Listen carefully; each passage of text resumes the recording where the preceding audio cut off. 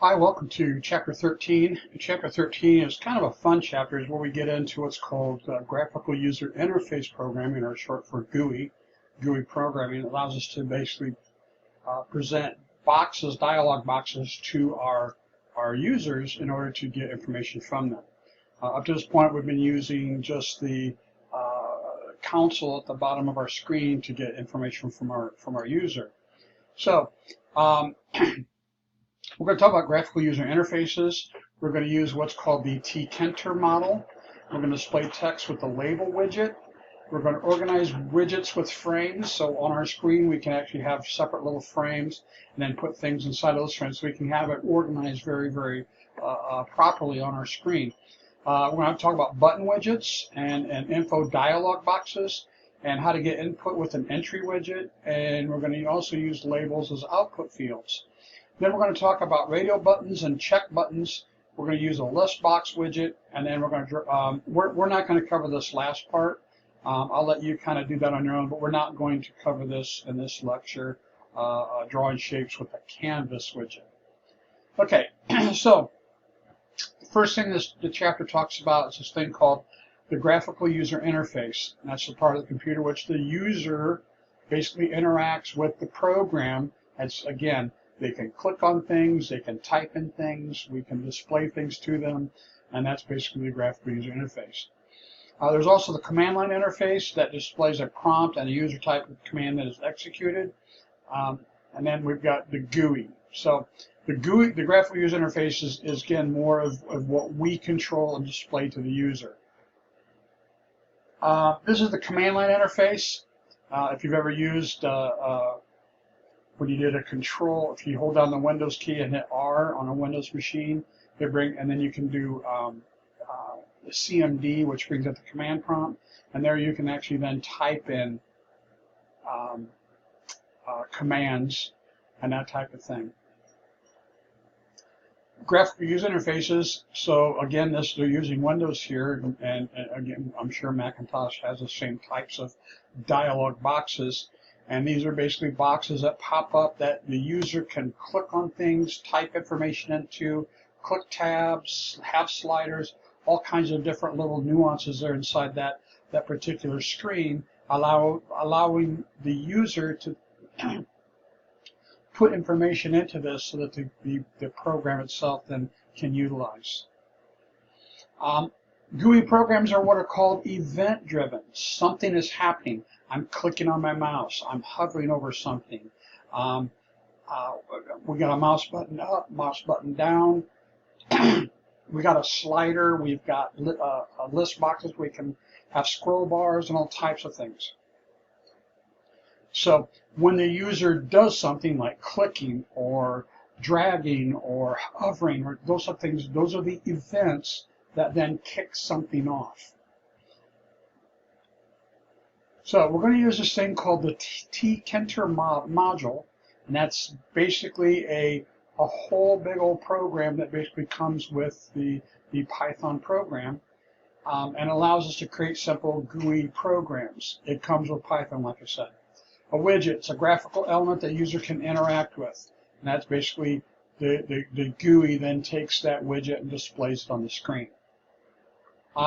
So here are all of the different tkinter modules. This is basically all the different widgets that it has. It's got a button, it's got a canvas, check button, an entry, a frame, label, list box, menu, a menu button, message, radio button, scale, scroll bar, text, and top level.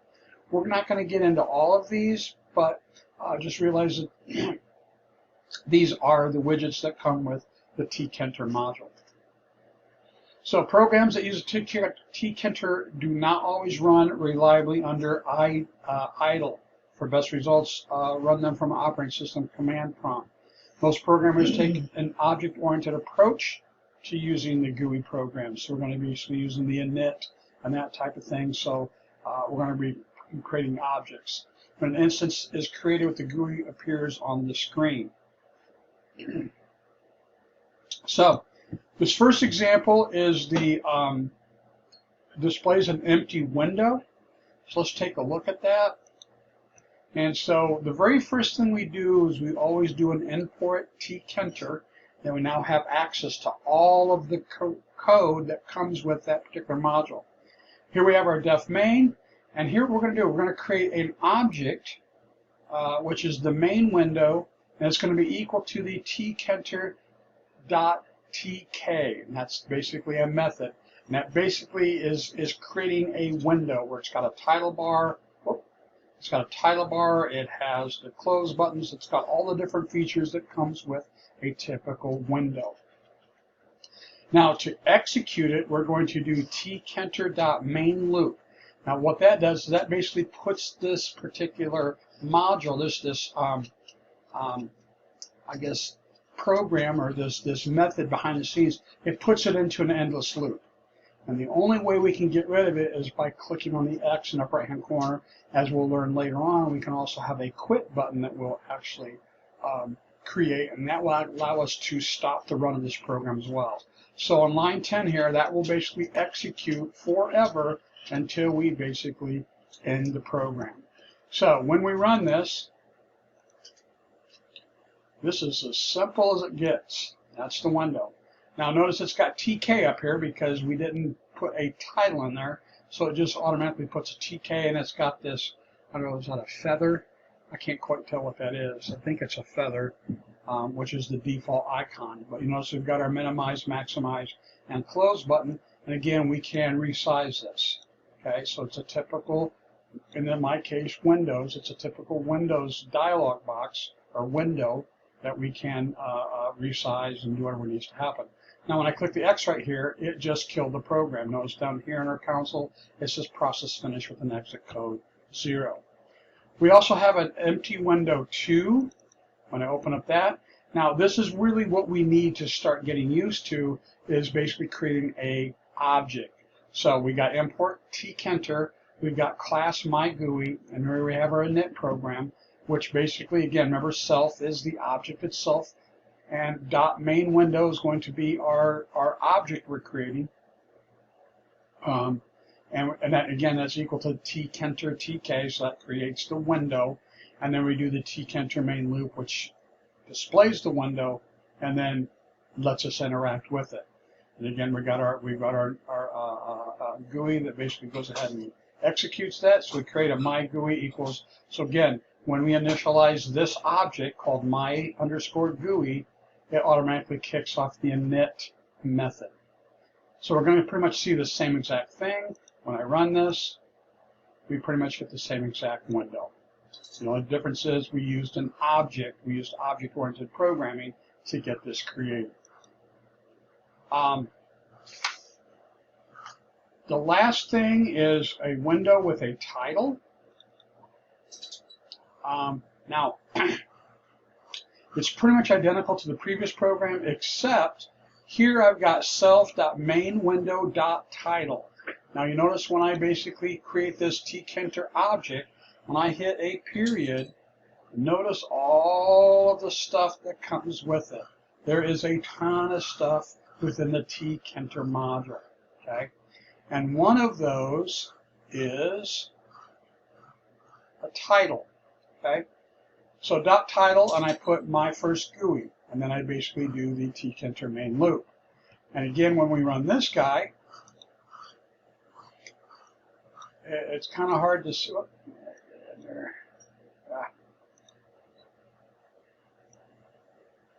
You can't really see it until I re-expand the window. Notice it's got my first GUI in the title bar.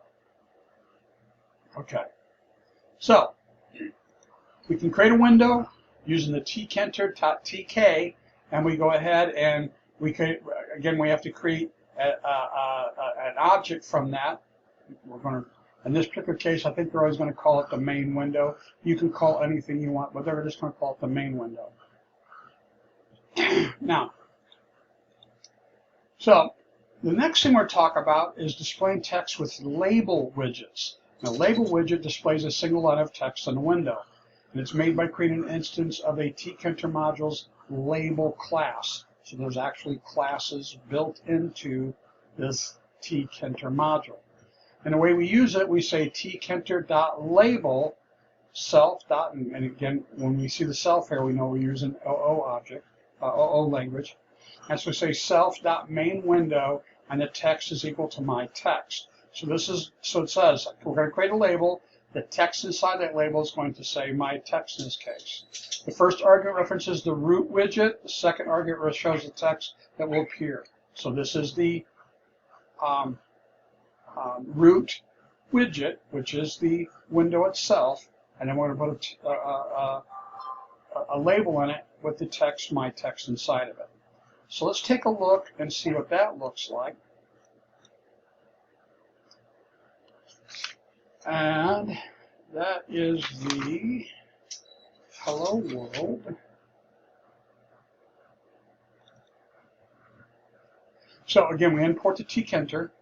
Here we create our main window from the tkinter.tk method. And then I've got self label. So again, we're creating a data variable inside of this class called label. And it's going to be created from a tkinter.label class. And we're going to basically use this main window. So it says this label is going to be put inside of this main window, and the text inside of that label is going to be hello world. Now, one thing we haven't talked about is this thing called the pack. It says the statement line 16 calls the label widget's pack method. The pack method determines where a widget should be positioned and makes the widget visible when the main window is displayed. So this guy right here, the .pack method, says, hey, display this label where? Display it in the main window. Now, you notice it's got an open right, it's got an right and left parenthesis in there. We can put some parameters in there to tell it specifically where we want it to display. And we'll see what that looks like here in a little bit. And then I've got my tkinter main loop, which displays the window in a endless loop. So we run this, and there it is.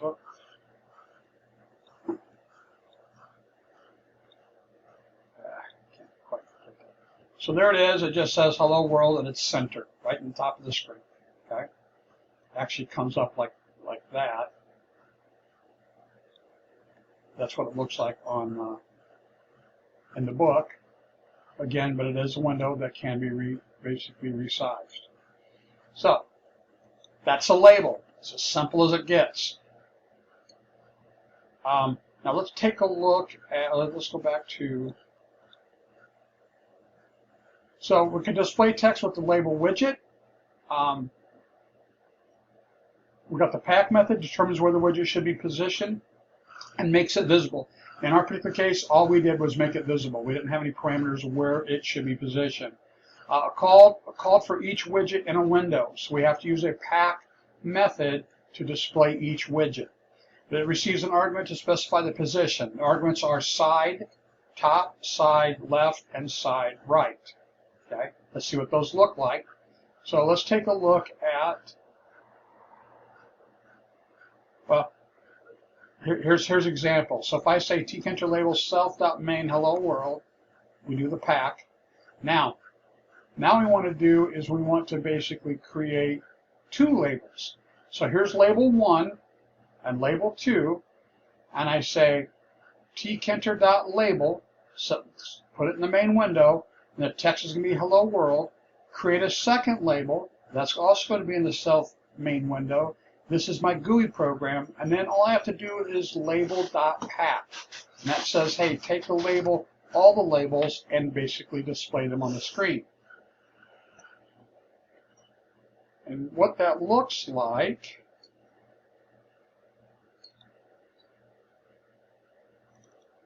is this guy right here. So, again, import tkinter. Here's my class. Here's my init program. Here I create my main window. Here I create my label 1.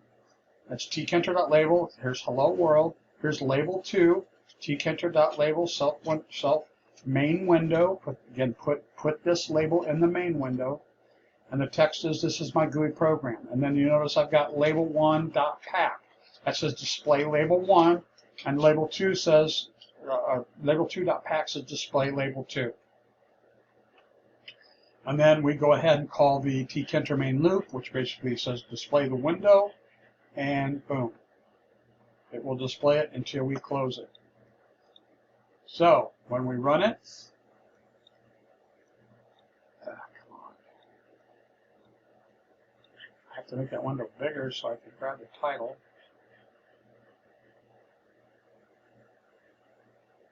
Oh, come on. So there it is. It basically says, hello world, this is my program, my GUI program. And you'll notice that basically one is on top of the other because that's just how they were entered. Okay? Because they're two separate labels on this main window. Okay. So now, this time, I'm going to use the side left. So it basically says, make sure that it's left aligned. So here's what basically is going to happen here. So now when we run this program, we got the same exact program. Here's our import tkinter. Here's our main window that we create. Here's our label 1, hello world, label 2, this is my GUI program. Now when I pack it, I say side equals left. That says make it left aligned. Side equals left, left aligned. And now when this program is ran, watch what happens. It puts both labels left aligned side by side. When I just ran it with no parameters inside of our pack, it just said display one label and then display the next. So just display one on top of the other. Center align.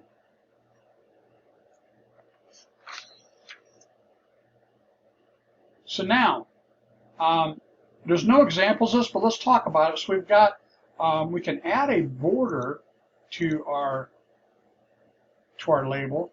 And so when creating a label widget, you can use the border width and relief arguments to display border around the label. The border width specifies the width, how thick the border should be. The relief argument specifies what type of style it is. And so if I were to say border width equals 1 and relief solid, well, let's see what that would look like. And again, that's going to be in the label parameters itself. So if I were to come in here and say, I'm going to go to hello world 2, and in here I'm going to say comma,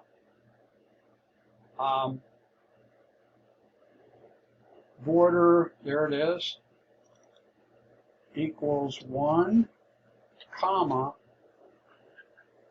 relief equals, I'm going to put single quote around it, I'm going to say solid. Okay? So now when it's ran,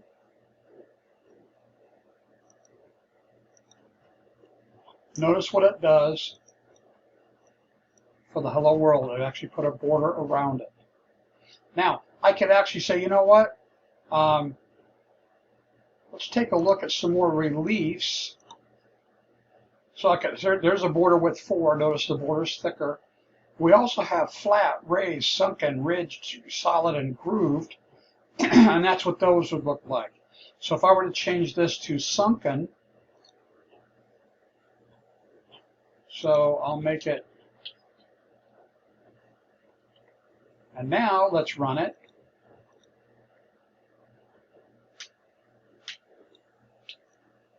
And notice that border makes it look like the hello world is in.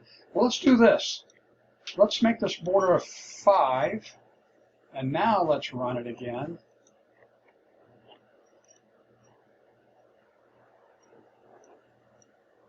And now it looks like that border is a lot wider. It looks more sunken in.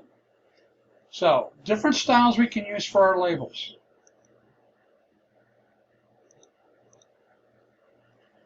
Another thing we do is we have two types of padding. We can put padding on the inside, or we can put padding on the outside of the box. So internal padding, notice there's a space between the border and the text, but in the external padding, the padding now is on the outside. So now if I were to put something around this label, it's going to basically have more padding on the outside. And we'll see some examples here. So to do this, for internal padding, we have this I pad and then X and Y.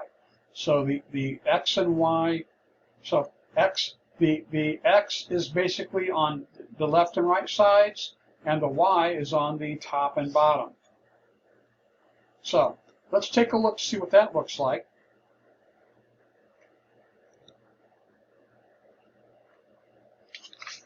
And that is going to be the internal padding. So here's our import tkinter. Here's my class. Here's my init. We create our main window. Here we got label 1. And it's going to be placed in the main window.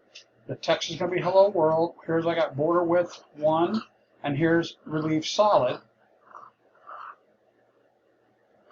And here's the same thing.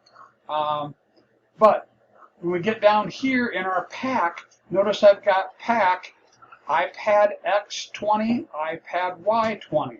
So it's going to basically put 20 pixels on the left and right sides for the X, and then 20 left and right on top on the bottom. It's going to do the same thing for label 2. It's going to put 20 pixels of padding inside of here and on the left and right, and then over here on the top and bottom. So again, when I run this, now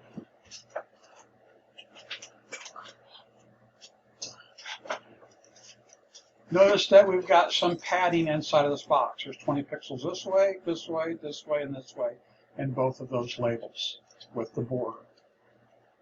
If I didn't turn the border on, I wouldn't see the padding. So we added the border so that we can see the padding. Okay.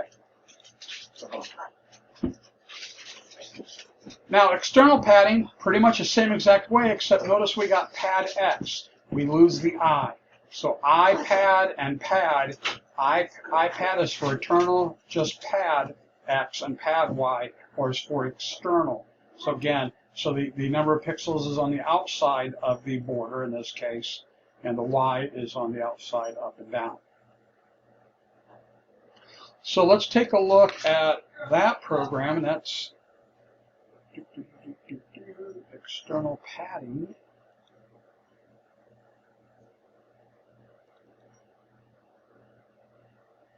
And so it pretty much is the same exact program, except when we get down here to the labels.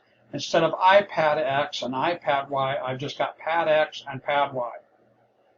And now when we run it, now we can see by the window here, we can see that there's 20 pixels this way and 20 that way.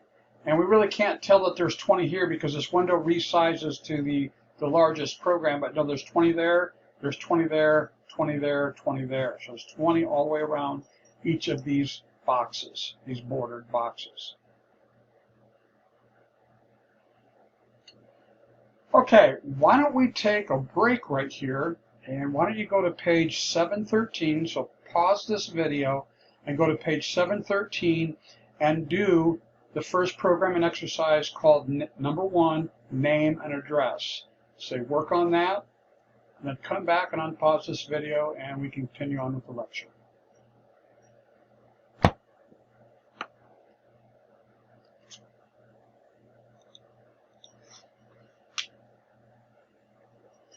So now, we know how to put labels on our page, our dialog box, and we know how to put padding. We know how to put borders around them. We can put padding on the inside where the borders, the border and the text has spacing, or we can put the padding on the outside so that there's anything that gets put around it as padding, so it's not conjumbled.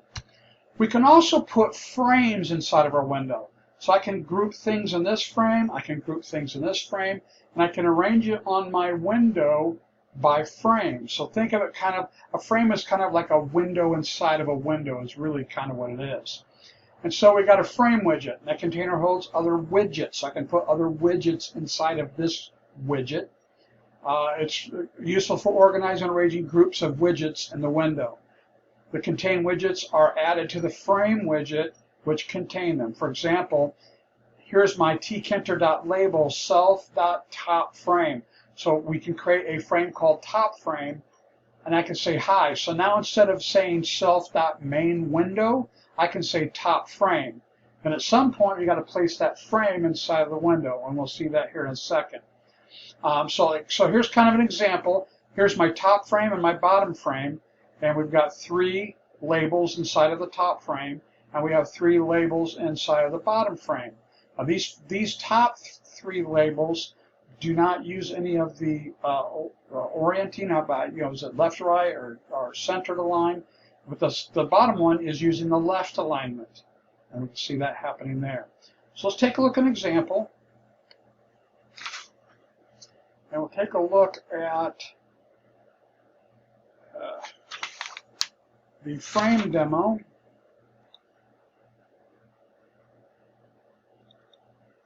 So here we got our import tkinter, and here's our class, my GUI, and here's our init program. We create our main window, and then I create my frames. So I create a top frame and a bottom frame, and dot frames. And now look, it says where are we going to place this frame? We're going to place it in the main window.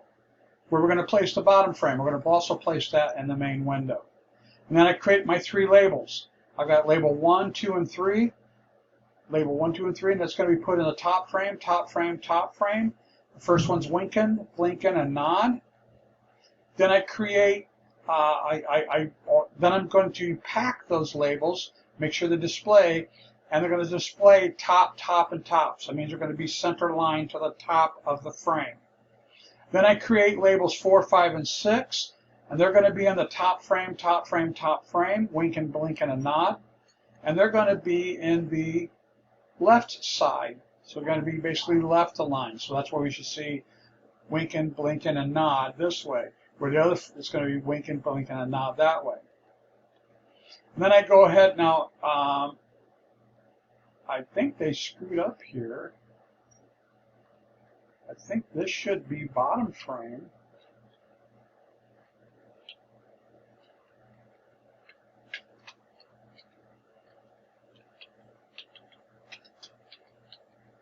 Yeah. So we want label 4, 5, and 6 in the bottom frame. And we pack it by basically making sure they're left aligned, all 3. And then I'm going to go ahead and pack the top frame, pack the bottom frame. And it says display them.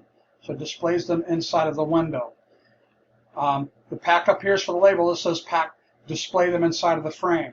And then when I display the window, everything should display just fine. So let's go ahead and run this. And there it is. You can't really see frames. Frames are kind of default to basically be invisible. But think about having a square here, and that's the top frame, and here's a bottom frame. Notice the 3 are top aligned, and the next 3 are left aligned.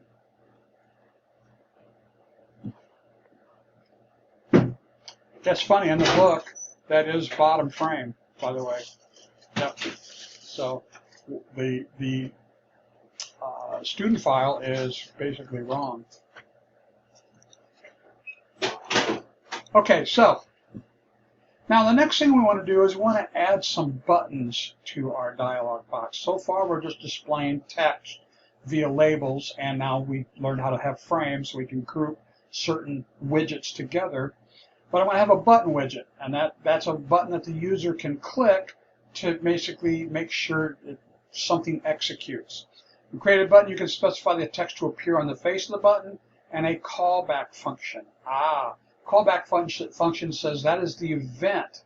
When you click on this, something is going to execute. So you have to call something execute. And the callback function is a function or method that executes when the user clicks the button, also known as an event handler.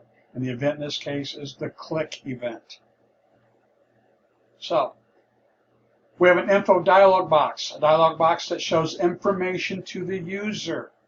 And so how we use that is we will say import tkinter.messageBox. So it's separate.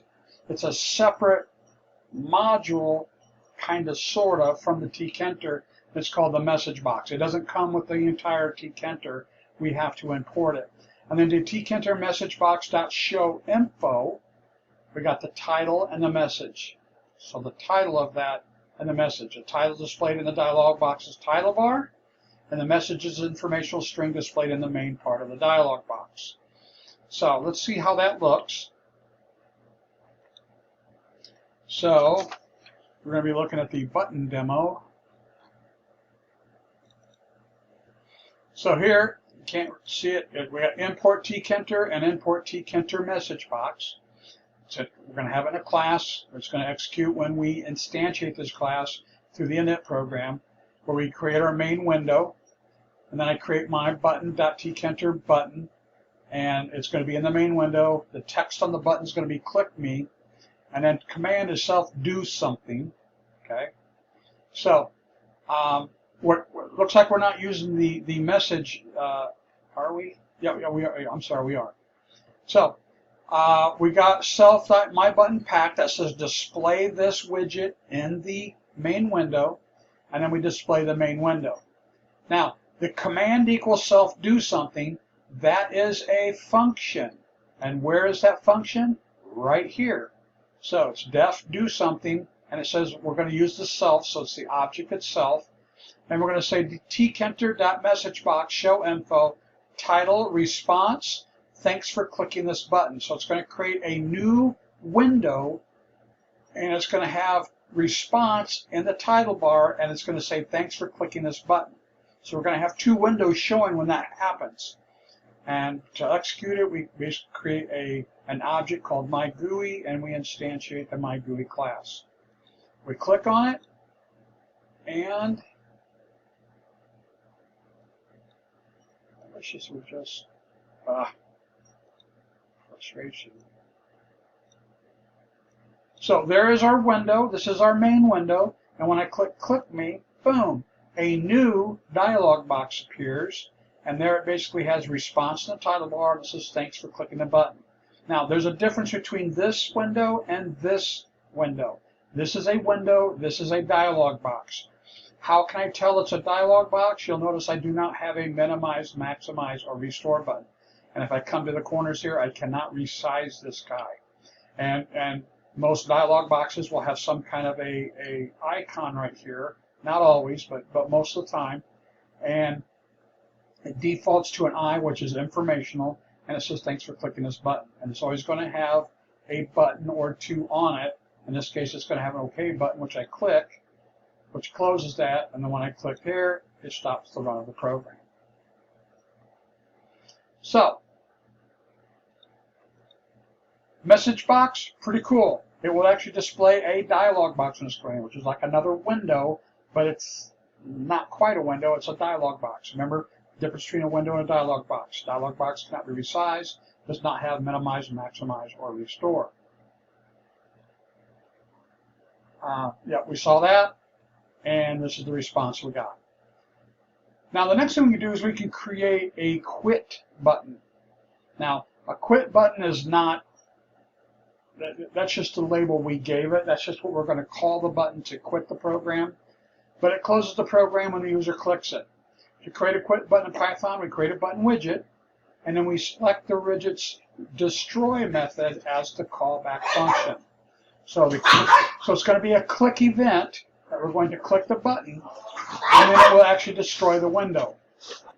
So when the user clicks this quit button, it will destroy the method, and basically which causes the program to end. So let's take a look at it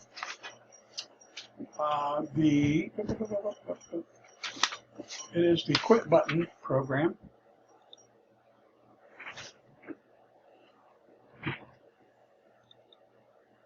So this is pretty much just like the previous program, except we have one more button. So we've got, here's our main window. Again, we've got the tkinter and the tkinter message box being imported in.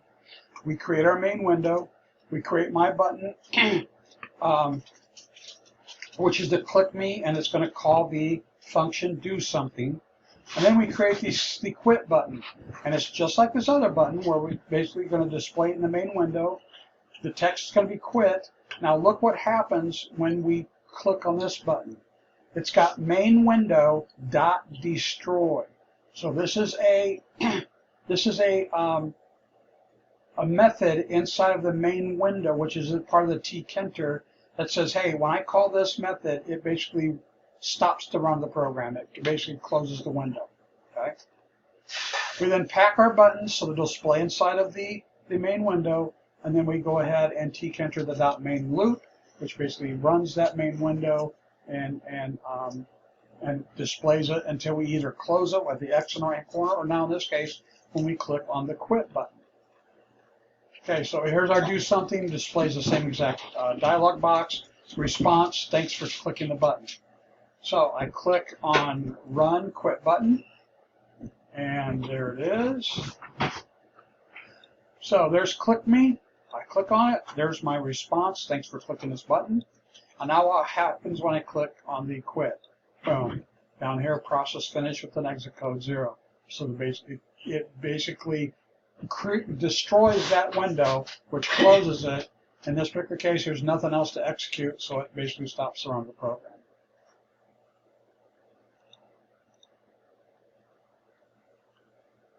Now, so we've covered labels, we've covered frames. Again, frames hold widgets inside of the main window.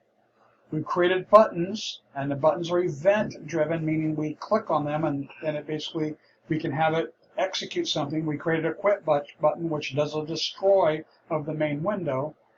But what if we need to get data from our user? We have what's called the entry widget, and that's a rectangular area that the users can type in text into, otherwise known as a text box. Okay, if you're used to Java or VB.NET or some of the other languages, it's a text box. So Python's going to be a little different. They call it an entry widget. So used to gather input from a GUI program, typically followed by buttons for submitting data. The button's callback function receives the data from the entry widgets and processes it.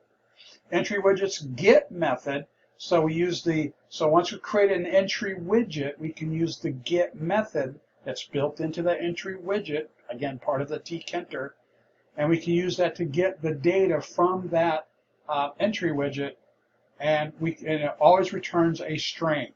So no matter what data you type in there, it's always going to be returned as a string. So we're going to be basically doing our kilometer miles conversion program, and so it basically looks like this. We're going to say enter a distance in kilometers, 1,000, and we click convert, and it will display a message box, a dialog box, with the results. So let's see what that looks like. And that is the kilo converter. So again, here's our two imports for the tkinter and the message box. Here's our kilo converter class. Here's our init, and we create our main window. We create our top frame and our bottom frame.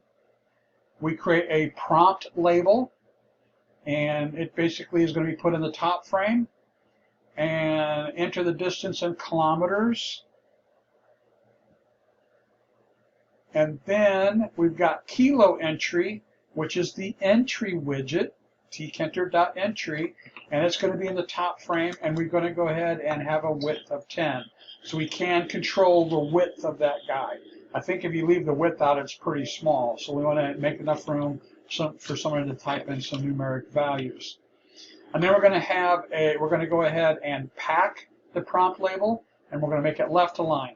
We're going to pack the kilo entry. We're going to also make that left align inside of the frame, so they're going to be side by side. Then we're going to create our calc button.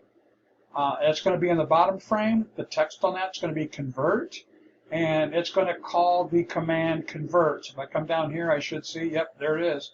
There is the function convert. Then I'm going to have my quit button, which has quit on it, and that's going to do our main window.destroy, which basically closes that window, and which, if there's no other code to execute, it will basically stop the run of the program. So then we pack our calc button inside of the bottom frame. We pack our quit button inside of the bottom frame. Then we pack our top frame, we pack our bottom frame, and then we basically do our tkinter main loop, which displays that window in an endless loop until it basically is closed. In our convert program, we're going to bring in the object, and we're going to say kilo is equal to a float, because remember, everything that comes out of the entry widget is a string. So I say kilo entry. That is our entry widget. Dot get. We're going to convert it to a float and put it into kilo. And then we're going to say miles is equal to kilo times 0.6214. And then we're going to do our tkinter message box. It's going to display a message box. The title is going to be results, comma, string kilo. And we're going to say kilos is, so the title is going to be results, but then inside the box, it's going to display the numeric value that came with kilo. And it said, then it's got space kilometers is equal to miles, what that basically got converted to, miles. That's as simple as it gets. So when I run this, so here it is, distance, entry distance in kilometers. So I'll type in 67, and when I click convert, here is our results box. 67 kilometers is equal to 41.6337999994 miles. I click OK. Guess what? This is still running. I can then type in 98, and that will convert to 98 kilometers is equal to 60.8927 miles. Okay. And then when I click close here, now notice I cannot interact with this window until I deal with this message box. So I can't click quit, I can't type, I can't do anything. I have to close here first, and now when I click quit, boom, it stops the run of the program. Down here, process finished with an exit code 0.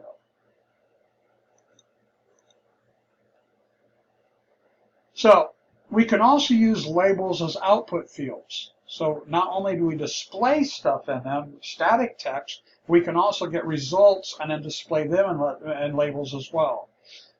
Can use label widgets dynamically display output. Used to replace info dialog box. So if we don't want to use a message box, we can just use labels. We can create an empty label widget in the main window and then write code that displays desired data in the label when the button is clicked. So a string var class is that's a class that's a tkinter module class that can be used along with the label widget to display the data. Okay. So the tkinter module provides a class named string var that can be used along with the label widget to display data. First, you create a string var object, then you create a label widget. Okay. So in this case here, we have our enter distance in kilometers, and then it says converted to miles. And this time we're not going to call a message box. Right here is a label, and we're going to then take this information, call that convert function, and then it will basically display it in the converted to miles label right here. So and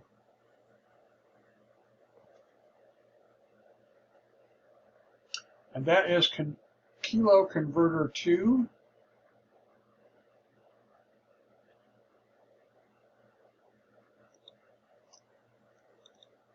So notice we're not importing the message box this time. All we need is the tkinter module. So here is my class kilo converter GUI. Here's my init program. Here's where we create our main window. We create our top frame, our mid frame, and bottom frame. Now we got 3 frames that are going to go inside this window. So I create my prompt label, which is a label. It's going to be in the top frame, and it's going to say text, enter, distance, and kilometers. And then here's our kilo entry, and that's going to be an entry widget. It's also going to be in the top frame, and it's going to start out with a width of 10. So this is identical to the previous program. We're going to then go ahead and pack those, display those, left align in, it's again where? In the top widget, or the top frame, I'm sorry. And then we're going to have a description label. That's also a label. That's going to be in the mid frame. and that's going to say text equals converted to miles colon. And then I've got this self.value is equal to a tkinter.string var. Okay? And it says you need a string var object to associate with an output label. Use the object set method to store a string of blank characters. So,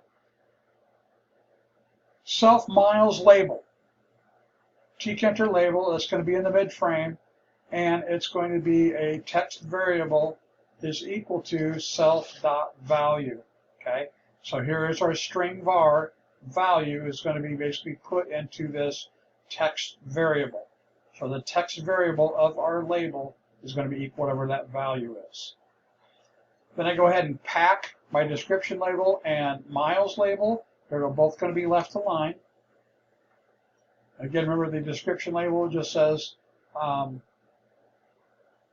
converted to miles. Then I've got my calc button.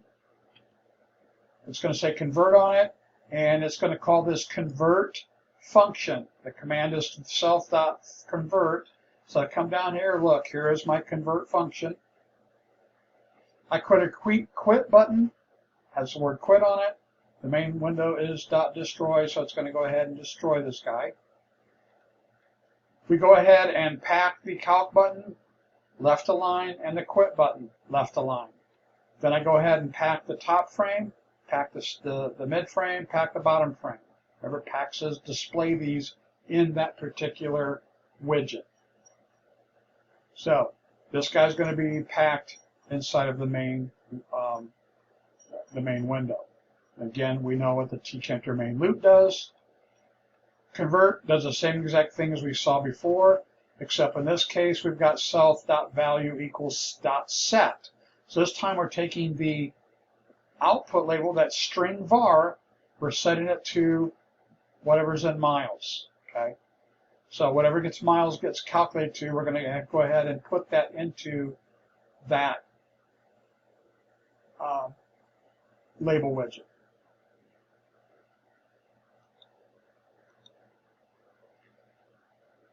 So here it is. Enter distance in kilometers. I'll say 99.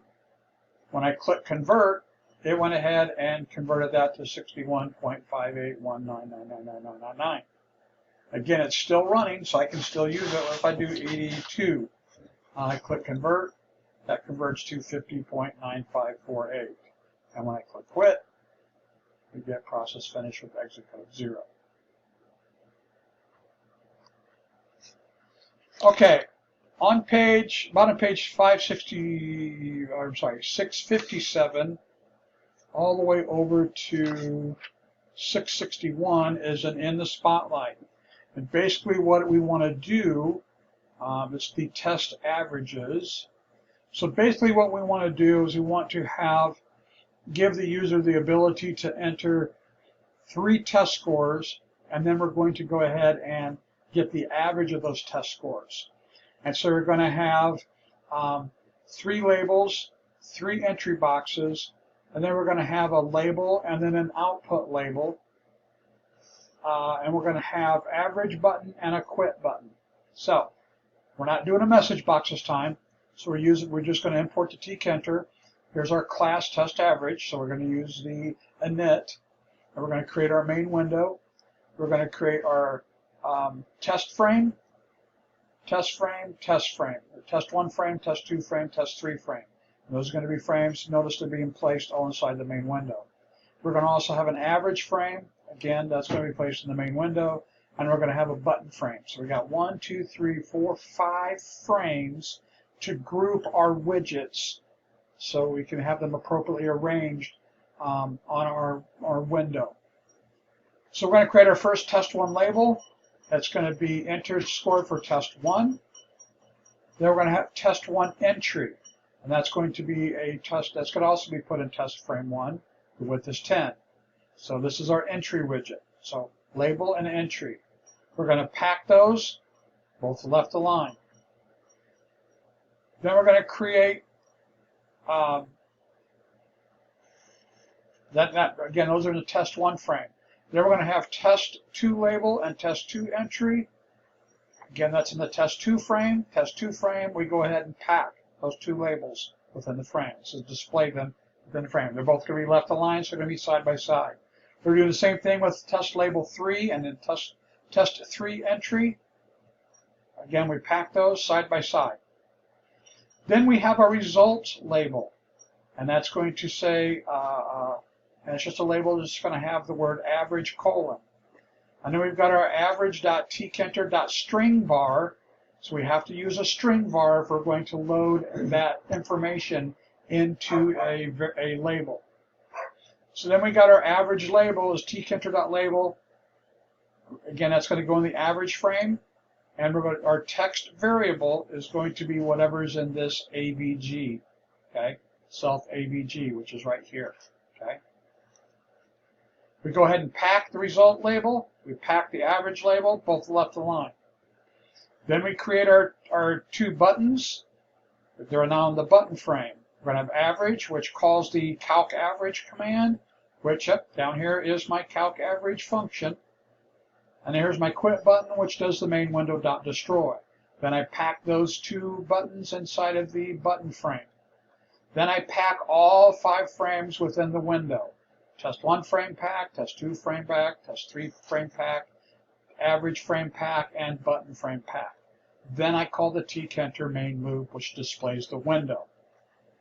A calc average basically asks the user,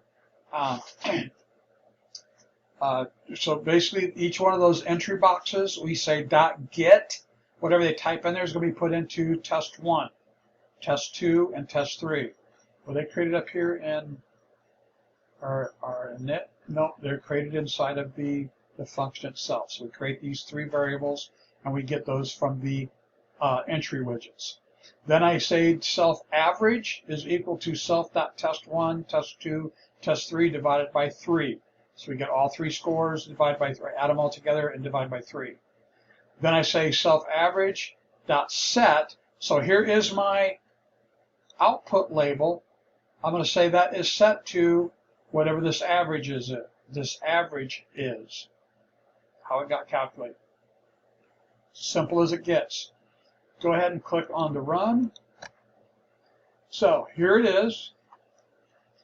So here is my enter for test score 1, test score 2, test score 3. So here's my 3 entry widgets.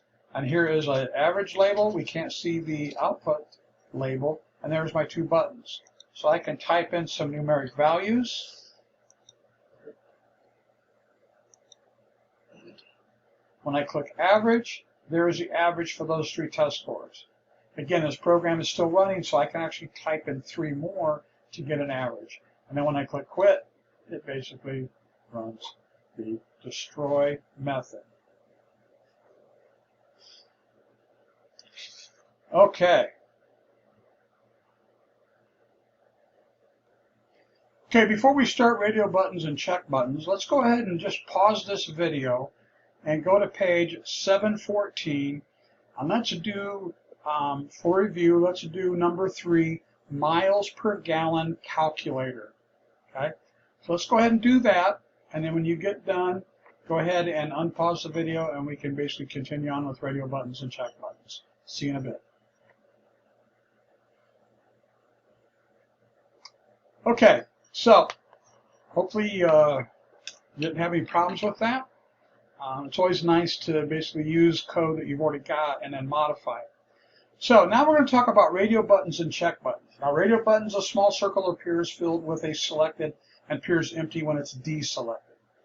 It's useful when you want a user to select one choice from several possibilities.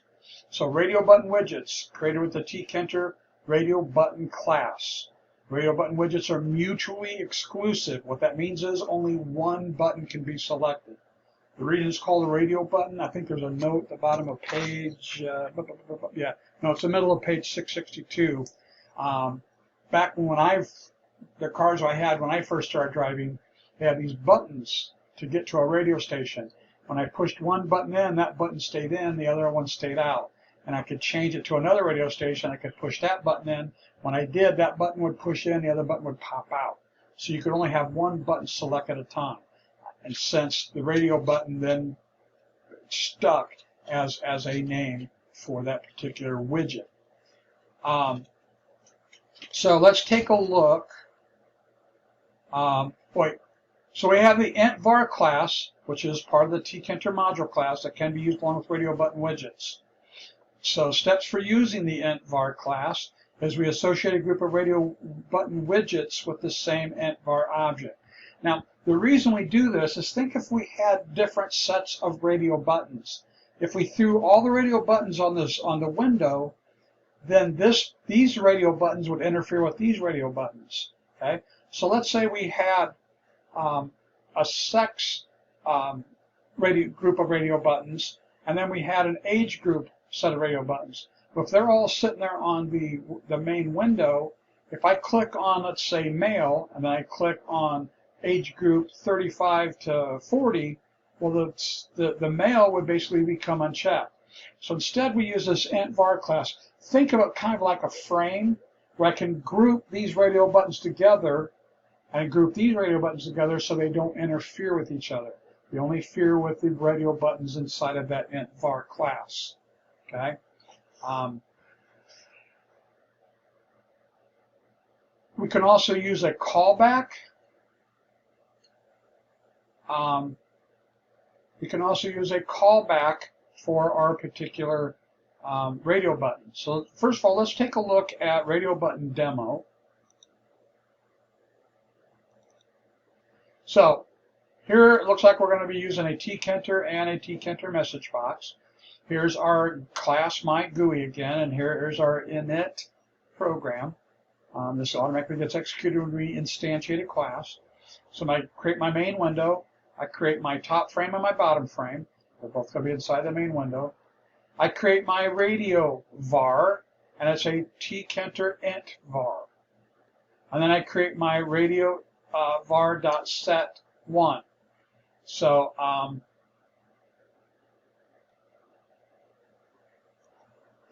we got so here's our radio var.set1. We'll see what this one does here in a second.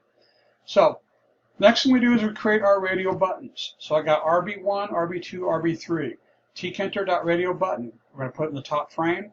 The text next to the radio button is going to be option 1. And we're going to say, make sure that it associates with the radio var. The value is 1. So what's going to happen is each of these buttons is going to be assigned a value. Value 1, value 2, and value 3. Up here, when we said set this radio var to 1, that's going to make the first radio button selected. Okay? If I would have set this to 2, the second button would have been automatically selected. So it's kind of like we're having a starting point, having one of our radio buttons selected first. And we do the same thing for 2 and for 3. I go ahead and pack those, so they're all going to be in the top frame. So they're all going to be displayed in the top frame. Then I create my OK button and my quit button. And the OK button and the quit button are going to be in the bottom frame. And when I click the OK button, it's going to basically say show choice. Oh, sure enough, here's a show choice. What's going to be happening to show choice? That's where it's going to display a message box, and it's going to show the title is selection, and you selected, and whatever the radio var.get. So whatever's in that int var, whatever's in int var will basically, it'll get that data. So it's either going to be a 1, 2, or 3, and it's going to display that. Again, we pack those, and they're going to be left aligned. Both of the buttons will be left aligned, so they'll be side by side. They're going to be in the bottom frame. Then we're going to pack the top frame and bottom frame, and then basically display the window. So let's see what that looks like.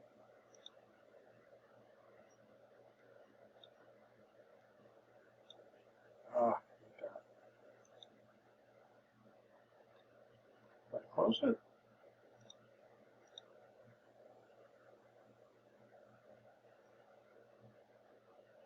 Okay, well, get to count them. There you go. So there's option 1, option 2, option 3, just like we saw up here, option 1, option 2, option 3. There's our OK button, so I'm going to click on option 2. I click OK, and it comes up and says, hey, you selected option 2. I click on OK. I click option 3. You selected option 3. Okay, and if I do the same thing with 1, you selected option 1. So, again, we can see that down here where it basically says display the message box you selected, and it basically the radio var, which is our int var, will take whatever is selected inside of that. Remember, the int var is kind of like our grouping of our radio buttons, and it will basically display, when I use the .get method, it will display whatever radio button has been selected. Okay.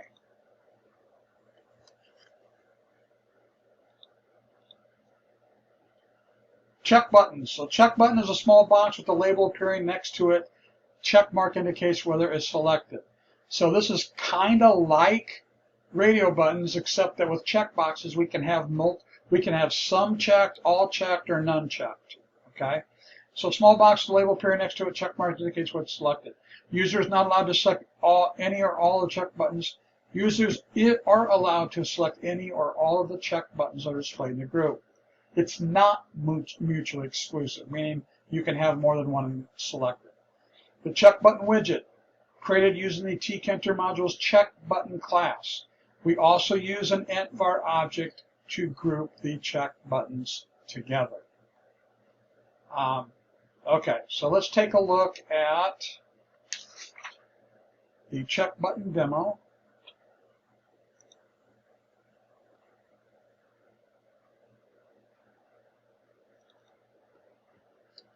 So again, we've got a tkinter and tkinter message box. In our init, we create our main window, we create our top frame and bottom frame. We create our CB var1, CB var2, CB var3, and they're all going to be part of our int vars. Okay? And then we go ahead and say CB var1.set0, set 0, set 0. So in this case, we're saying have each of these checkboxes unchecked. Okay, so the default to these checkboxes are going to be unchecked. So now I create my check button. So CB1, CB2, CB3. Next to it's going to be option 1, and it's going to basically be associated with the CB var1 up here. CB2 is going to be associated with the CB var2 up here. And the CB3 is going to be associated with the CB var3 up down here. Then I go ahead and pack those 3 check boxes, which are going to be put into the top frame. Then I go ahead and create my 2 OK buttons, or my 2 buttons, OK and quit. And they're going to be in the bottom frame. And when you click on the OK button, it's going to call these show choice. Yep, and here's our show choice. Here's our quit button, which is our destroy. We go ahead and pack those 2 left align in the bottom frame. And then we go ahead and pack the top frame, pack the bottom frame inside the main window, and then we call the main window. Inside of our show choice, we're going to say if self.cbvar1.get. So if this int var, which is associated with the checkbox 1, if it's equal to a 1, we're going to have self message equals message 1, and then a new line. Okay. If the CB var2 init, so basically if the checkbox 2 is checked, meaning it's equal to a 1, we're going to put a 2 and a new line. If the 3 is equal to 1, we're going to have 3, a new line. And then we're going to display the message box. It's going to be selection and then the message. Okay. So it might just have a 1, or 1 and 2, or 1 and 3, or 2, 2 and 3. So but they're going to be up and down from each other because of this new line right here. And again, we've got this is where we create our, instantiate our class, myGUI. So we run it.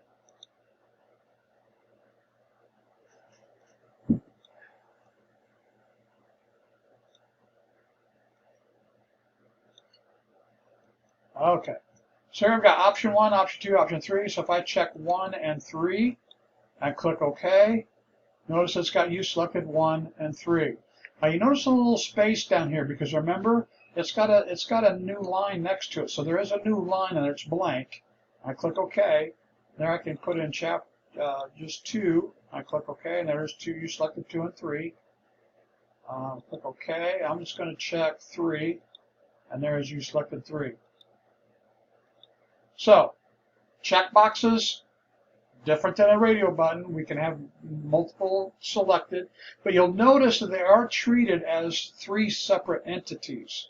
Okay, they are treated as 3 separate entities, so they each have their own int var. Okay, where the radio button has one int var for all the radio buttons that are grouped together. Checkboxes have their own int var. Each checkbox has its own int var.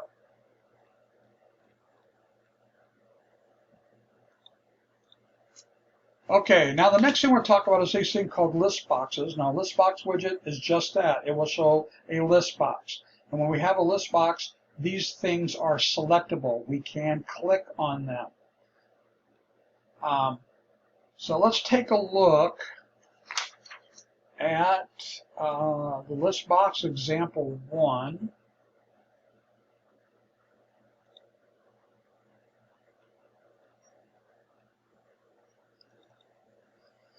So here we import tkinter. Here's our list, our class list box example. Here's our init. We create our main window. We create a list box, which is list box self, and that's going to be placed in the main window. Notice we're not using a frame for this particular case. Now here we've got our pad X and pad Y. So just like our labels, this is a pad X. So this is the external padding. We're going to make sure we have 10 pixels on the X, which is left and right, and 10 pixels on the Y, which is top and bottom. And then I'm going to say list box insert into 0. Now this index and elements, again, if I were to comment that line out, that's what it looks like in real life. But PyCharm actually, PyCharm is trying to help us, and it's saying, hey, here's the index and here's the element. So in the index 01, so think of this kind of like a list. So index position 0, we're going to have Monday. Index position 1 is Tuesday, 2 is Wednesday, 3 is Thursday, 4 is Friday, 5 is Saturday, and 6 is Sunday. So we insert those items into our list box. And then we go ahead and since we basically do not have a frame, apparently we don't have to pad, or we don't have to pack a list box. We just go ahead and call the main loop, and it automatically gets packed. It's kind of ready to go out of the box. So we run this, and there it is.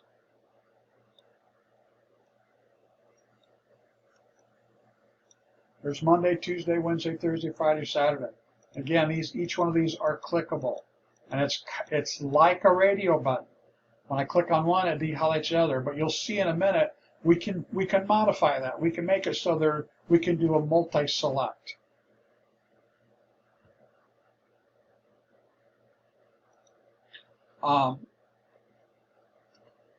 We can also specify the size of a list box. We can actually say, when we create our list box up here in our main window, we can do this. I could do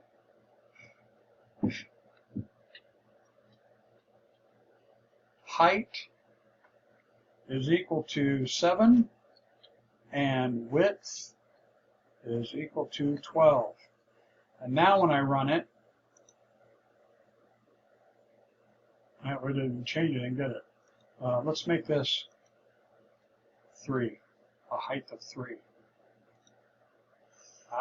Now we can see it really did change how this looks. Now the only problem with this is, how do I get to the other ones? Well, I'd have to use the down arrow to get to them. But you'll see here in a little bit, we can actually add a scroll bar to the side or the bottom. But we have to do that manually. It doesn't come up automatically. So I can use an up and down arrow. So probably not a good thing to do unless you're going to add scroll bars. Because if we look at this as is, just by running it, we can't tell that there's any more in there. Now you'll see we can, once we add a scroll bar, we can do that. So I would always suggest that make sure that your list boxes display everything possible, or if there's more data that can't be displayed, then make sure you have scroll boxes in there, scroll bars. Yeah, I just talked about specifying the size of a list box. So I talked about how we can select more than one. This tkinter.browse, that is the default. If we don't specify, it automatically happens. And that would be in the select mode. So I could actually do this.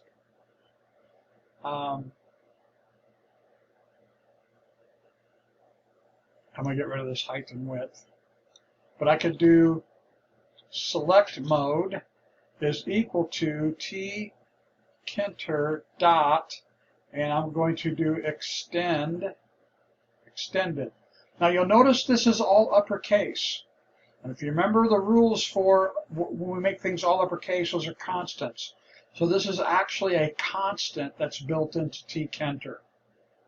So now, when I run this, I shouldn't see any change. It only lets me do one at a time. But if I were to change this to extended and let me run it, now watch what happens. I can click here. Do I hold on the control key? Yeah. If I hold on the control key, I can select multiple. So let me go back to, let me do.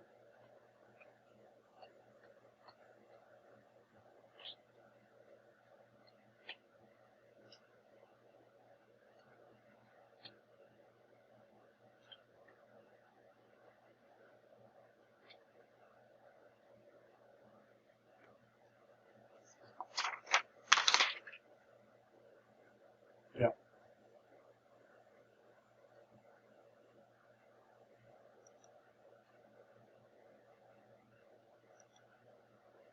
B-R-O-W-S-E. B-R-O-W. Oh, I forgot tkinter.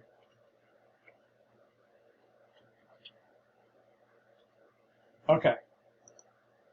So now if I click here, notice I'm holding down my control key. I can't click any others because it's set to browse, which means only one can be selected at a time. If I used multiple items can be selected, but when you unselect an item, the item becomes selected. When you click on selected item, it becomes unselected. Single user can select one item at a time by clicking in the list box.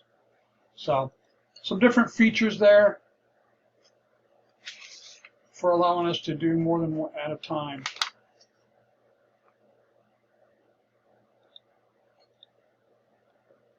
So now that we've got these list boxes, how do we get data back from them? We can use the cur selection method, which returns a tuple containing the indexes of the items that are currently selected in the list box. Remember, there's a difference between a tuple and a list. So this returns a tuple. If no item is selected, the tuple will be empty.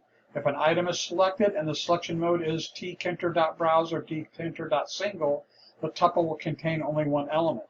If the list box's selection mode is extended or multiple, then the tuple contain multiple elements because those selection modes allow the user to select multiple items. Once you have an index of selected items, you can use the get method to retrieve the selected items from the list box. The get method accepts an integer index as its argument and returns the item that is associated to that index in the list box.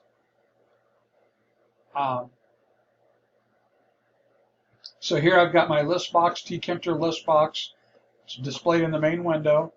The index is self.listbox.cur selection, and then I can do tkinter message box.show info self listbox.get whatever index is selected there. Now if we have and again, that is only good for if we only have it set up for one selection at a time.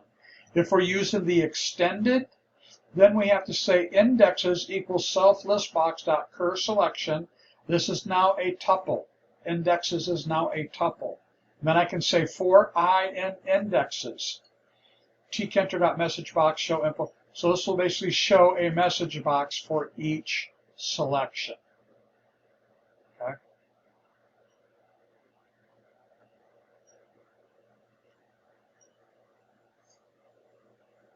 List boxes and callback functions. You can optionally bind a callback function to a list box. So if I click on a day of the week in the last one, it will execute something. That becomes the click event. Okay. So let's take a look at the dog list box.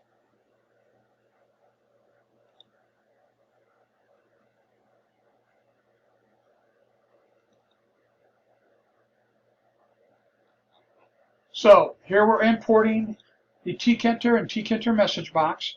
Here is our class list box selection. Here is our init. This is where we create our main window. We create our dog list box, which is a tkinter.list box, and it's going to display in the main window. Its width is 0 and its height is 0. The selection mode is tkinter.browse, meaning one at a time. The self-dog list box pack. So we're basically going to pack. So this time we're going to use the pack. Remember in the past we didn't use the pack. So it says display this. Go ahead and display this in the window, and we're going to pad X and pad Y. We're going to pad X left and right, 10 pixels on both sides, and top and bottom 5 pixels. Now notice I create a tuple called dogs. And it's got Labrador, Poodle, Great Dane, and Terrier. And then I'm going to say for dog in dogs. So this is going to grab each one of these items inside of the tuple and put it into dog one at a time. And we're going to say dog listbox.insert tkinter.in dog. Again, this elements is part of the PyCharm.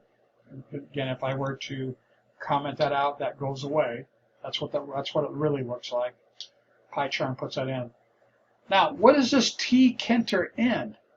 Now notice it's all uppercase, so it is a constant.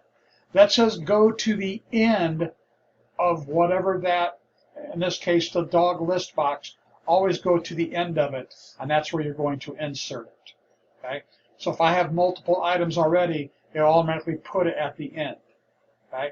That's all that is saying. So this really says, where do you want to enter this? I could put a numeric value in here, and it will put it in that slot. But if I got tkinter in, that says put it at the very end of the list. Okay, so this basically loads. So line 19 and 20 loads the list box with all of these items inside of this tuple. Then I create my get button, which says get item, and it's going to command dot. Now notice we're using a hidden function in this case. We don't want anybody to use this function outside of this class. So retrieve dog. So I come down here, look at that. Here's retrieve dog. So this calls retrieve dog. Again, it's going to pass self. And then I got get button. I go ahead and load. I pack the button, and I got pad X 10 and pad Y 5. So again, the buttons are going to have 10 pixels on both sides and 5 pixels top and bottom. And then I display the loop. Inside of my retrieve dog, let's see what that does. So indexes is equal to self.dog_listbox_cur selected. So whatever's selected, we're going to put that index into indexes. If the length of the index is greater than 0, meaning we have selected something.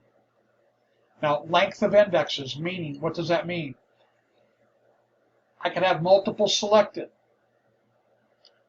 If I have one selected, the length of that's going to be 1. If I have 2 selected, the length of that's going to be 2. Remember that from our list items?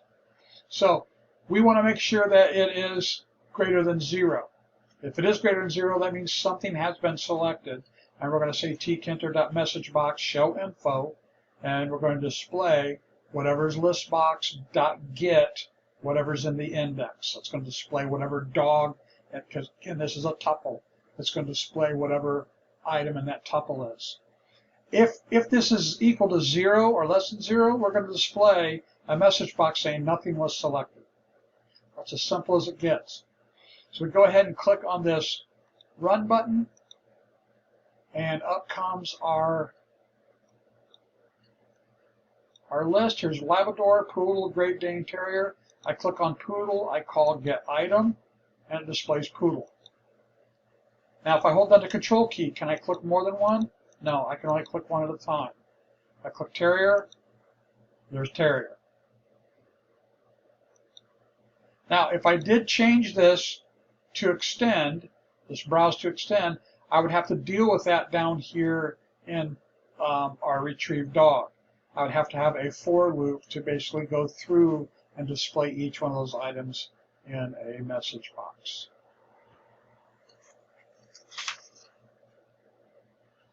We can also delete items from a list box.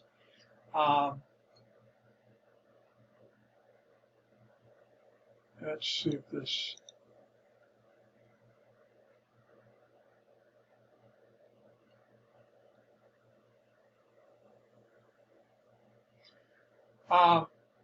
we can also bind a callback function to a list box, or we just talked about that. Example of callback function. So here is our, we could actually say def show item ourself in the event, and index.self listbox cur selection, listbox.get that index item, tkinter message box show the selected item. We could also bind a show item function to the listbox widget. I can say self listbox.bind.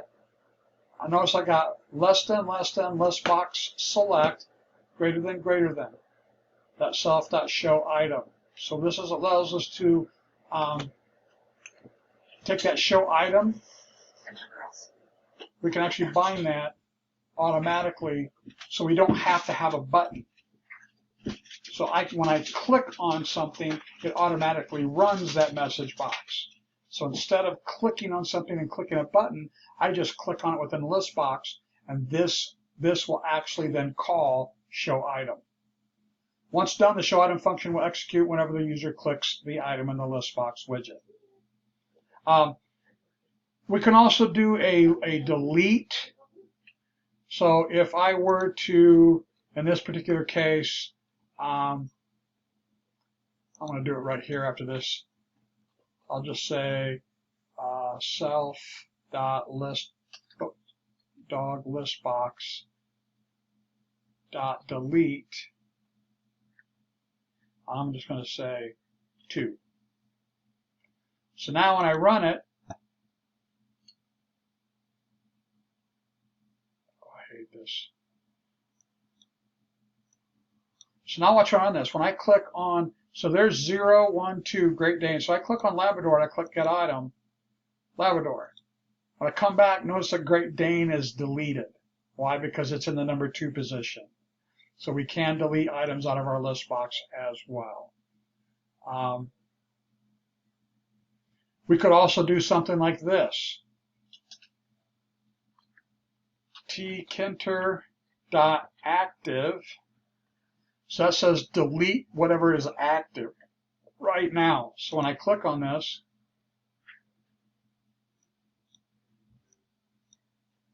if I click on Terrier and Get Item, and I click OK, Terrier goes away because that's what was highlighted.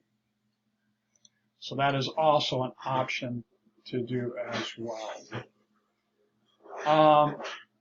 Let's look at the time zone on page 676 in the Spotlight.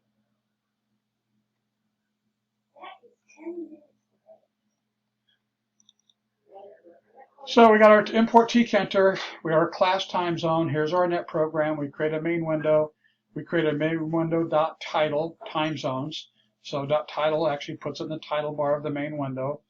We create a label widget, again notice we got underscore, that means it's hidden just to this class. We got our prompt label, oh no, these are methods, sorry, these are methods, my bad. These are calling methods. So if I come down here, yeah, here's the build prompt label, build list box, build output frame, and build quit button, and display time zone. Ah, cool. So that's cool. We're using methods to create these. So the build prompt label, There we create a label, so select a city, and we go ahead and pack it, and we pad X and pad Y. Simple enough. We call the build list box. So here's build list box. So we create a cities tuple. Now notice it's got underscore, that is hidden. And we're going to put Denver, Honolulu, Minneapolis, New York, and San Francisco in there. And then we've got our city list box, tkinter list box, and we basically make it a height of 0 and a width of 0, and we pad that box X by 5 and Y by 5.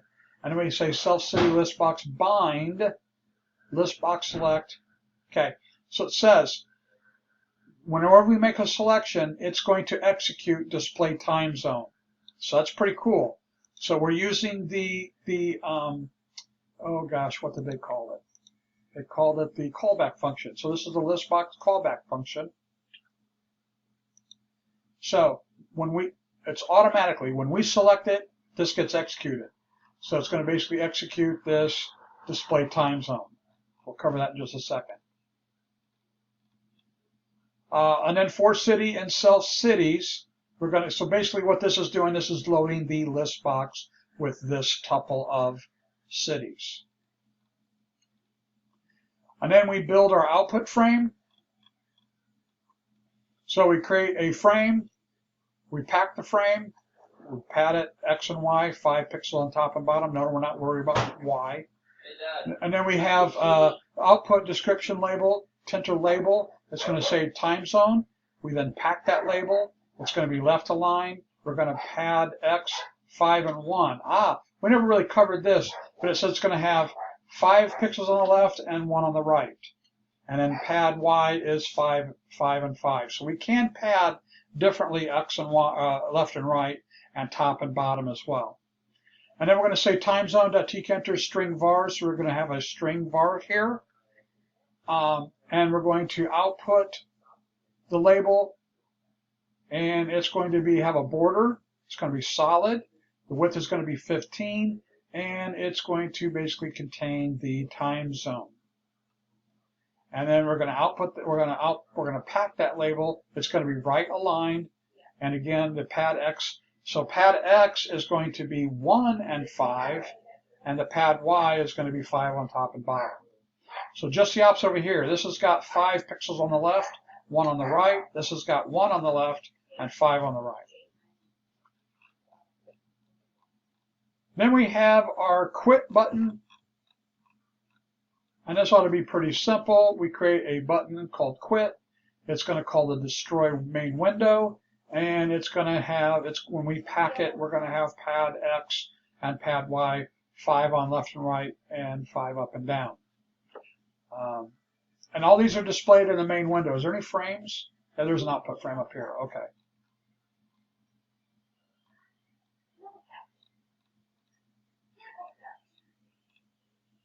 Yeah, is there any other frames? I just see this frame, the output frame. Okay. It's the only frame I see. Everything is just going to be thrown into the main window. So display time zone. Here's the event that's being passed. Okay. So display time zone, which is it's in the right here. So the event that's happening is basically the click event, and that basically the index is whatever's basically selected at the time inside the list box. And then we're going to say city is equal to whatever's selected inside the list box. And if the city is equal to Denver, we're going to say the time zone is set to mountain. If it's Honolulu, it's Hawaii Aleutian. If it's Minneapolis, it's going to be central. If it's New York, it's eastern. If it's San Francisco, it's Pacific. That's it. So,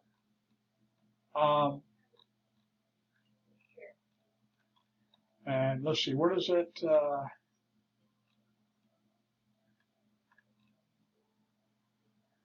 display time zone. Okay, that's where it loads it. Okay. I'm trying to find out where it's going to, is that up above?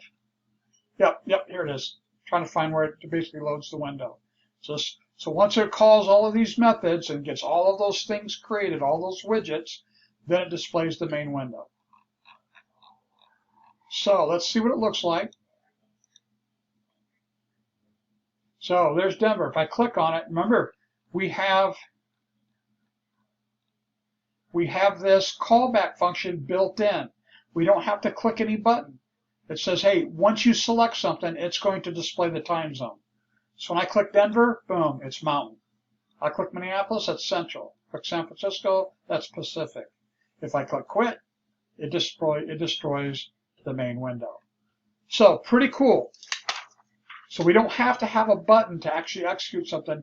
We can have a callback function built into a list box. All we have to use is this list box select parameter there. Okay, I think the last couple things that this chapter is going to talk about are scroll bars.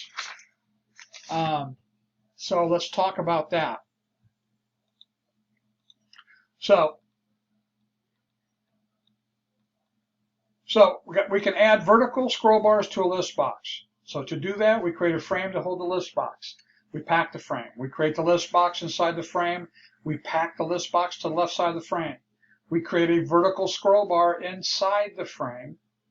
We pack the scroll bar to the right side of the frame. We configure the scroll bars to call the list box's Y view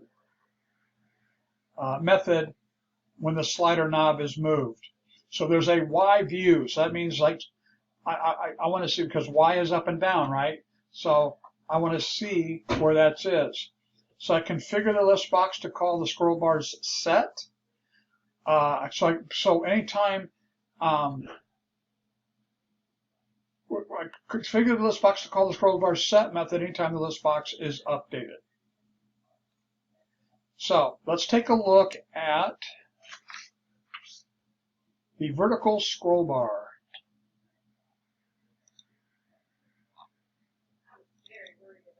So I import my tkinter. Here's my class vertical scroll bar example. Here's my init. This is where I build out everything. So I build my window. I build my list box frame. It's going to be built inside the main window.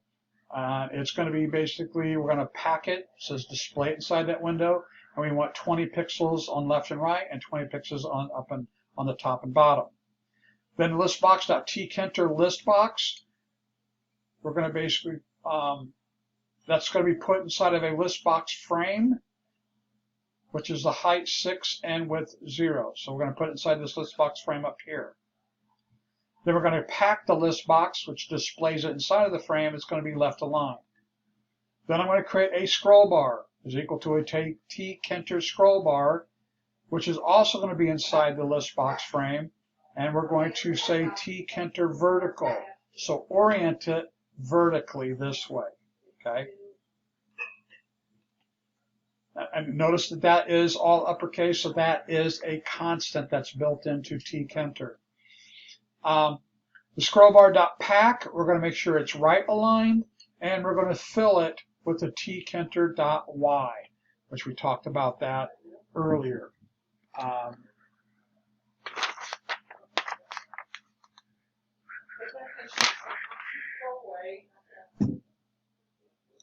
Yeah, we talked about that right here.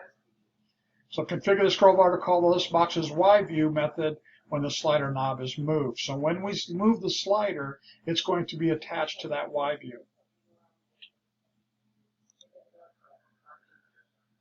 Okay, and we do that right here. So when we scroll, it's going to use the command listbox.yview. That is actually a method that allows us to move the list box up and down. We're going to configure the list box with the yscroll command to the scrollbar.set. So listbox.config. So we're going to configure the list box, and part of that configure has a yscroll command. And we can set it to whatever the scrollbar.set is. So it's going to grab whatever it's set to, it's going to throw that into the config. Okay. We're going to create a tuple of months, January through December, and then we're going to say 4 month in months, and we're going to take each one of these months and throw it into the list box. Remember the tkinter.end says when you're adding it to the end of the list box. And then we display our window. Okay? So we run it, and there it is. Let me widen this down a bit. So you notice there's January through June, and I can take the scroll bar and I can slide it up and down to see more.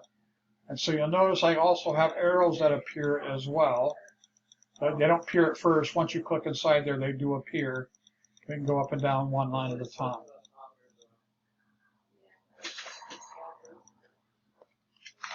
Horizontal scroll bar is pretty much the same, except it's going to have different commands, obviously, that are specific to the horizontal. So it's going to be, so let's take a look. So here's our tkinter, here's our main window, here's our list box frame. That's going to be inside the main window. We're going to pack it with a padding of 20 top and bottom, or left and right, and then 20 top and bottom. Here's my list box, dot frame. The height is 0, the width is 30. Okay, we wanted to make it, so the other one's 0, that means it will fit. When we make it 0 and 0, it will fit the text, the largest text that's inside there. In this case, we only want to make it 30, so we don't want it to be too wide because we want to be able to use the horizontal scroll bar. The list box, we're going to pack it, make sure it's at the top, because we're going to put the scroll bar at the bottom. So here I create my scroll bar. It's going to be a scroll bar, and it's going to be inside the list box frame. And this time we're going to make sure that it is horizontal. It's going to be a horizontal scroll bar, not a vertical, which is up and down. This is going to be side to side. We're going to pack that at the bottom, and we're going to use the fill tkinter X, which means it's going to be the X instead of the Y. We're going to configure this to the list box X view, not the Y view. Remember, there's the Y view. This is the X view. And we're going to configure the scroll command to whenever we slide it, it's going to basically take the scroll bar and set that list box to wherever that scroll bar is. So this ties the scroll bar and the list box together. Here's our data. It's a tuple, a bunch of text in there. And then we're going to use a for loop to load this data. So we're going to take this data, put each one into an element, and then throw that into the list box. And then we're going to display the main loop. So pretty much the same exact thing as the vertical, except we're using the X and the horizontal. So now when we view this, we can't see all of the data. So as you can see, not all the text displays, and there's text that's cut off on the right. Notice we have the scroll bar. We don't see any arrows, but when I slide it back and forth, do we see any arrows in? No, we don't. But we can slide it back and forth. And why? Because there they are. Now they show up. That's pretty handy. So anyway, so since we made this list box only 30 pixels wide, if we made it 0, we wouldn't need a scroll bar. Now, can we have both a horizontal and vertical scroll bar? We most certainly can. If we look at the horizontal, let's see.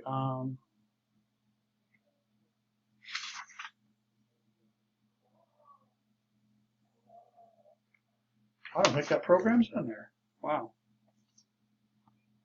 But you can see the program in 685, again, that horizontal scroll bar, and that's called the horizontal scroll bar. Wow. Give me a second. Okay, so apparently they didn't include that example from the book. So basically it's kind of a combination of both of them. So what we create our main window. We have our outer frame, which is pad X 20 and pad Y 20.